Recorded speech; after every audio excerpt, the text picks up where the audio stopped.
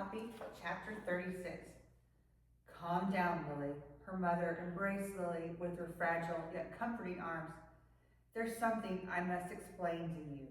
Something I should have told you and your brother about years and years ago. What are you talking about, Mother? Lily asked, confused.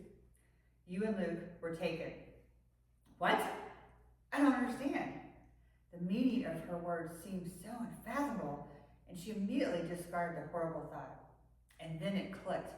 The recent interview about the maternity ward at the hospital flashed to her mind. The babies were taken, and no one knew why. You and Luke were taken from the hospital when you were born.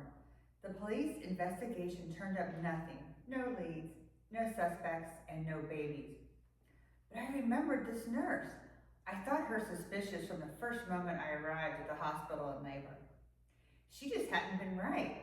When they told me my babies were gone, I just knew it involved the nurse. Her smugness gave her away. She showed no remorse whatsoever for my loss. In fact, she even looked thrilled my babies disappeared, like I deserved it. So what did you do?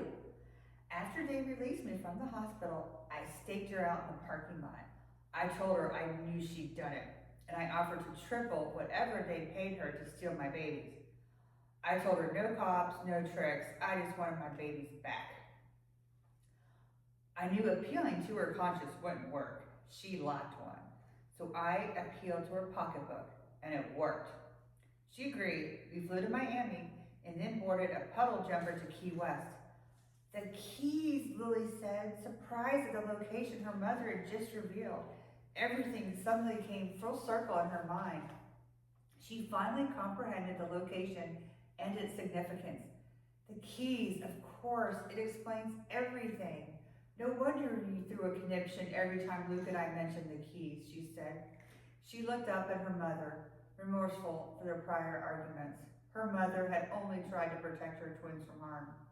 Charlotte continued, we arrived in Key West, Florida, but we needed a boat to get to the island of Baby K. The late hour prevented us from renting one, and the nurse thought it best to go in the middle of the night. We literally stumbled upon a Cuban refugee raft. You were too young to remember this, but back in the early 80s, Cubans built makeshift rafts out of anything they could find and floated their way to freedom, or to their deaths. Since Key West is only 90 miles north of Cuba, many refugees ended up all along the shores of the Florida Keys. Figuring it proved seaworthy enough to have traveled 90 miles with more than a dozen people piled on, it should be buoyant enough for the two of us, plus hopefully 2 babies on the return trip. The raft worked. Baby K looked like a patch of trees floating in the sea. I saw the rooftop of a large building protruding through the canopy of trees. The nurse knew exactly where to go. She took me straight to the nursery. I saw dozens of babies sleeping in bassinets. Luckily, the security measures at this place were non-existent. Whoever took care of these babies must have been on break because no one appeared to be in the room. No cameras, nothing. I guess the evil person in charge never considered the remote possibility of someone coming out in the middle of nowhere to steal a baby. I recognized you and Luke immediately. A mother always knows. I picked you both up, one each arm, never allowing that horrific woman to touch either of you ever again. She lucked out I didn't strangle her right then and there. Her mother stopped speaking. Lily's mind flooded with questions. Baby K, Lily thought. She'd just seen it. Did her recent proximity have any significance?